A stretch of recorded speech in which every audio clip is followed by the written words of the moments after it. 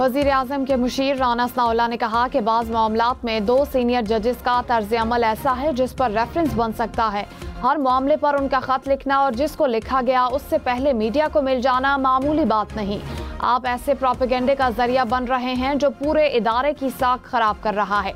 मेरी राय में ये कहीं ना कहीं मिसकंडक्ट है। रेफरेंस बनाया जा रहा है या नहीं, इस बारे में कोई इल्म नहीं।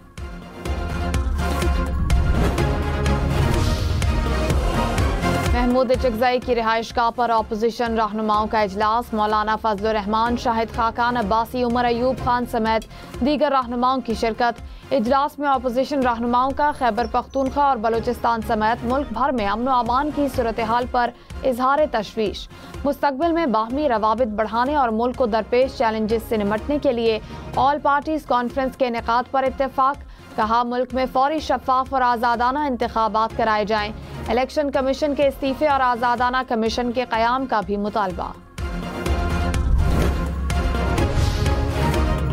चीफ जस्टिस याहिया अफरीदी से IMF वफ्द की मुलाकात। जुडिशल कमीशन और इस्लाहात के हवाले से तबादला ख्याल। जजेस की तकर्रुरी, अदलिया के एहतसाबी अमल और जजेस कमीशन पर भी गुफ्तगू। चीफ जस्टिस ने कहा, मालियाती डिवीजन की दरखास्त पर मुलाकात हुई। अदलिया की आज़ादी की हिफाजत मेरी जिम्मेदारी है। सहाफ़ियों को ब्रीफिंग में कहा, IMF वफ्द ने कहा, गैर मुल्की सरमायाकारी का तहफ़्फ़ुज़ चाहते हैं। मैंने वफ्द से कहा, हमें अदलिया के लिए आर्टिफिशियल इंटेलिजेंस चाहिए होगी।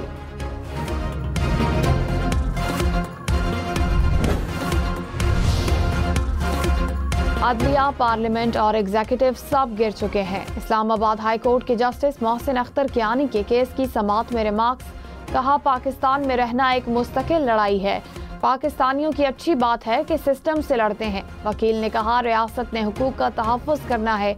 जस्टिस मोहसिन अख्तर कियानी बोले, रियासत के सतून तो अब रहे ही नहीं। नाउम्मीद नहीं हो, नौजवानों ने मुल्क को संभालना है। किसी को भी पार्लियामेंट की इज्जत मजरू करने का हक हासिल नहीं। स्पीकर कौमी असम्बली अयाज सादिक ने कहा, इस्लामाबाद हाई कोर्ट के मुअज़्ज़िज़ जज ने कहा है कि एग्जीक्यूटिव और जुडिशरी तबाह हो गई। इंतजामिया और अदलिया रियासत के अहम सतून हैं। ऐसे बयानात पार्लियामेंट पर हमले के मुतरादिफ हैं जो किसी को कबूल नहीं। वज़ीर-ए-आज़म शहबाज शरीफ और UAE के सदर शेख मोहम्मद बिन जायद अल नहयान की मुलाकात। मुख्तलिफ शोबों में ताउन के फरोग पर तबादला ख्याल। Army chief general Syed Asim Munir की भी मुलाकात में शिरकत। बाहमी मफादात की तकमील के लायहा अमल और ताल्लुकात की मजबूती पर भी गुफ्तगू। वज़ीर-ए-आज़म की इमारात के वज़ीर-ए-आज़म मोहम्मद बिन राशिद अल मकतूम से भी मुलाकात। शहबाज शरीफ की कुवैत के वज़ीर-ए-आज़म और श्रीलंकन सदर से भी मुलाकातें। दौरा मुकम्मल करने के बाद वज़ीर-ए-आज़म शहबाज शरीफ की निशानदही की। चीफ जस्टिस याहिया अफरीदी ने कहा, बानी PTI का खत जजेस आईनी कमेटी को भिजवाया है। बानी हमसे जो चाहते हैं वो आर्टिकल 184 की शिक 3 से मुतालिक है। सहाफ़ियों से मुलाकात में मजीद कहा, खत को आईनी बेंच नहीं देखना है, वो फैसला करेंगे। वज़ीर-ए-आज़म का भी खत मिला। अटॉर्नी जनरल के जरिए सलाम का जवाब भिजवाया। पैगाम दिया है कि उनके खत का जवाब नहीं दूंगा। अपोजिशन लीडर से भी राब्ता किया, दोनों को मदऊ कर लिया।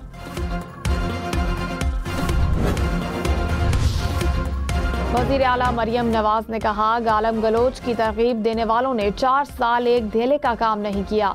चोर डाकू का सबक देने वाले खैरखा नहीं हो सकते। वज़ीर आला खैबर पख्तूनख्वा ने मुझ पर जाती हमला किया। उनका काम जाती हमले करना नहीं, अवाम की खिदमत करना है। तकरीब से खिताब में कहा, किसी के कहने पर अपनी जिंदगी खराब ना करें। तरक्की की राह पर निकलें तो टांगे खींचने वालों की परवाह नहीं करनी चाहिए। अपोजिशन इत्तेहाद में नेशनल एजेंडा ड्राफ्ट करने के लिए स्टीयरिंग कमेटी के क़याम पर भी इत्तेफाक। स्टीयरिंग कमेटी के सरबराही शाहिद खाकान अब्बासी करेंगे। कमेटी में शिबली फराज, सेनेटर कामरान मुर्तज़ा, मुस्तफ़ा नवाज खोखर शामिल। साहिबजादा हामिद रजा, साजिद तरीन, नासिर शिराजी, तलमंद खान और अखवानजादा हुसैन भी कमेटी का हिस्सा होंगे। स्पीकर खैबर पख्तूनख्वा असेंबली बाबर सवाती ने साबिक सेनेटर आजम सवाती की करप्शन के इल्जामात पर वजीर आला खैबर पख्तूनख्वा को खत लिख दिया। बाबर सवाती का मानसहरा के अवामी नुमाइंदों पर करप्शन इल्जामात की शफाफ तहकीकात के लिए ट्राइब्यूनल या इंक्वायरी कमेटी के क़याम का मुतालबा। कहा,